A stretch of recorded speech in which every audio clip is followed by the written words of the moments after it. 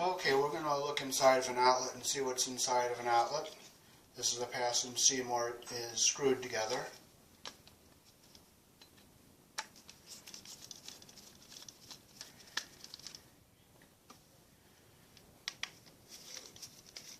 Unscrew the screws. Okay, when we take it apart, you got the two screws that hold the back on. This piece comes off the top. This comes out of the middle.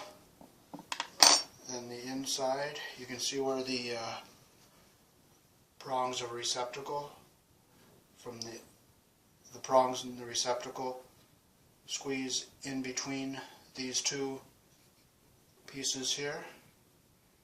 The plug will go into those and these two will grab it.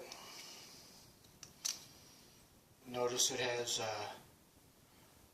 two pieces on this receptacle to take the plug. And there's the other side. That's the better one, the Pass and Seymour one.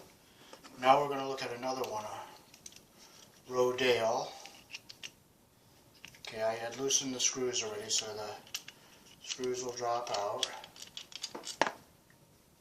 Again, there's the inside. This piece. The screws that hold that together. And there's the inside. Now these only grab the prongs of the plug on one side. It doesn't make contact on both sides of the prong when you plug into it, like on the Pass and Seymour. This one on the left is the cheaper outlet. This one is the better one, which is a Pass and Seymour. Thanks for watching.